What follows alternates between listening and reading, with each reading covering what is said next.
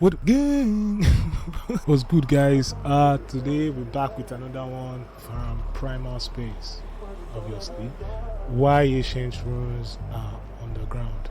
I saw this video title and I said, you know what? Since there have been like give or take 5 great floodings in history, 5 floodings that have wiped out human civilization. In case you are not aware of that, the great flood that was recorded in the Bible was the 5th one that happened. There were 4 that had happened before that time.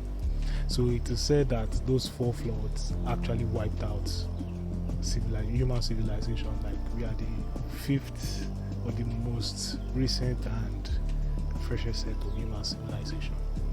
Let's check out why ancient ruins are underground. Obviously, I think I have like a clue because of the Great Flood. But let's see. I could be wrong though. This is what the Roman Forum looked like in 1864, and this is what it looks like today. When archaeologists started digging here, they uncovered an entire world of ruins deep underground that hadn't been seen for centuries. Over time, the city had risen by more than 10 meters, and older buildings had been completely forgotten about.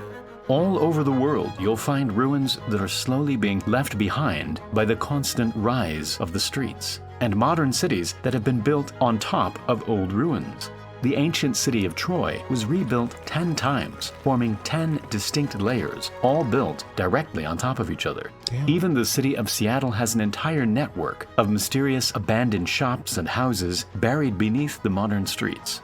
But why are cities built on top of each other? Is the street level actually rising? And why does history always end up buried deep underground?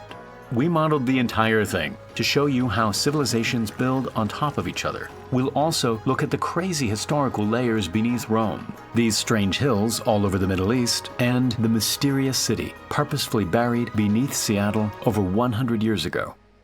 There is no single reason why cities are built on top of each other. After the So why are they not talking about Africa? I feel like these guys, anytime they make videos, they always neglect Africa. Why? Great Fire of Rome in the 1st century, most of the city had to be rebuilt. But instead of clearing away the rubble, it was quicker and easier to simply flatten it out and build on top. This meant that new buildings were about a meter higher than the street. And so, to match the new height, the streets were raised and resurfaced, using rocks from the surrounding debris. With every fire and natural disaster that occurred, this process would repeat itself, raising the city and leaving old ruins buried underground. One of the clearest examples of this is the Basilica of San Clemente in Rome. The structure we see today is from the 12th century, but it was built directly on top of an old church from the 4th century. That church was built directly on top of a mysterious old temple. And that temple was built on top of an old house. And there are even older ruins beneath that. Damn. All in all, the valley in which San Clemente lies is now 18 meters higher than it was in the 1st century. Here's what happened. Back in 1st century Rome, before the Colosseum was built, a Roman villa sat at the bottom of the valley. After being damaged in a fire, it was converted into a temple by the Mithra people, a mysterious cult which was gaining popularity throughout Rome. But by the end of the 4th century, the temple was partially destroyed by the Christians. Looking to promote their religion, they decided to build a new basilica on top of the old temple. This basilica served the Christians for another 800 years. But by the 12th century, it fell into disrepair. After multiple fires and rebuilds around the basilica, the street level had risen considerably. And so instead of knocking it down, a new basilica was built on top. This is the one we see today. Eventually, the ruins beneath the basilica were filled in, and because no one kept track, all knowledge of the previous layers was completely lost. But in the 1800s, an archaeologist started digging and unearthed the old basilica with a staircase leading down to the 1st century temple. Inside was a Mithra shrine, and scrolled on the walls were paintings dedicated to the Mithra god and the logo of the Opera web browser. Just kidding. Opera is bringing a new era of browsing with smarter tabs, seamless multitasking, and fully customizable themes. Gone are the days of getting lost in your tabs while you deep dive into something new, with music from 7 different streaming platforms without interrupting your browsing. It can even be used outside the browser. Opera's built-in AI, Aria, can generate images from a simple prompt and answer questions without switching tabs. Just hit Ctrl+// and start asking questions. Aria can also analyze pictures you upload. With Opera, you can make the browser truly yours with of browsing. We've seen how Rome is built almost entirely on old ruins. But one of the best examples of a layered city dates back to a time long before Rome ever existed. All over the Middle East, you'll find these strange-looking hills with mysteriously flat tops. These are known as tells. Tel as in Tel Aviv, which used to look like this. These are artificial hills formed by centuries of civilizations building on top of each other. Inside each tell is a world full of old ruins lost in time. Perhaps one of the most impressive of these is the ancient city of Troy, which first began as a small settlement back in 3000 BC. The buildings were mostly made from mud bricks, and when they were destroyed, the material decomposed and covered the ruins in soil. Then a new settlement came along and built on top. Over the following millennia, 8 more civilizations took over this mound, going from the Persians to Alexander the Great and eventually the Romans, up until the year 500 AD, when the nearby port dried up and the last civilization left the city. Eventually, the buildings crumbled back into the hill and the soil took over, making Troy a complete mystery until it was discovered in the 1800s. In most cases, humans are the main cause of layered cities. But there is something we haven't talked about yet. What happens when buildings and cities literally sink into the ground? Did you know that Shanghai is currently sinking by around 1 centimeter every year? In fact, most major cities across China are all sinking.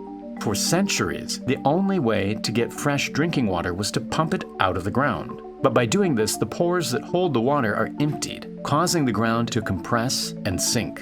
This is a problem all over the world, but the soil beneath Shanghai is particularly soft, and with the sheer weight of all the skyscrapers sitting on top, the city has shrunk around 3 meters in the last century. When cities sink too much, they fall below sea level and end up completely lost. The only real solution to get above the water is to build on top. That is exactly what happened in Seattle. Although Seattle is only 175 years old, it already has an entire network of streets and abandoned buildings hidden beneath the modern city. In 1889, a devastating fire ripped through the newly formed city, and just like Rome, almost everything had to be rebuilt. The mayor took this as an opportunity to drastically improve the city's design, which already had huge problems with flooding. The idea was to raise the entire city and install drainage pipes underneath the streets, allowing the water to naturally flow out to the sea. To pull this off, 6-meter-high stone walls were built on either side of the streets, and roads were built on top. For a while, Seattle went through a weird phase with its buildings sat 2 stories below street level, and people had to descend on ladders to get to shops and houses. Eventually, the gaps were filled in and proper sidewalks were installed, leaving behind a well-preserved city right beneath Seattle's streets. And now, time for the Primal Space giveaway. The winner of the previous giveaway is Jimmy. Congrats! In the next video, we'll be giving away another $100 Amazon gift card to 1 lucky viewer. All you need to do is sign up at the link below, like the video, and leave a comment saying what you think of these amazing underground ruins. Thank you very much for watching, and I'll see you in the next video. Wow, that was a brief but yet impactful piece of history. Never even figured it out like that. So what then happens to places like in Nigeria, for instance, like Makoko, for instance, now?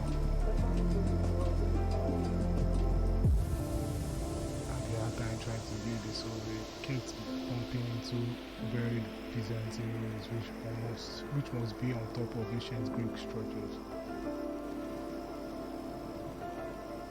I actually want to visit these underground cities to actually like witness this piece of history for myself in real life. So let me know what you guys think about this video.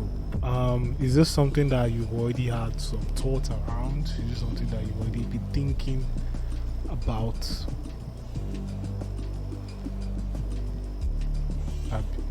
Rome and Troy. I actually thought Troy was a fictional city. I did not know that it was a real life city.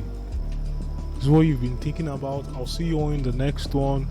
Remember, guys, you also need to understand the past so that you can know where you're headed to in the future. I'll see you all in the next one. Stay safe, guys. Peace.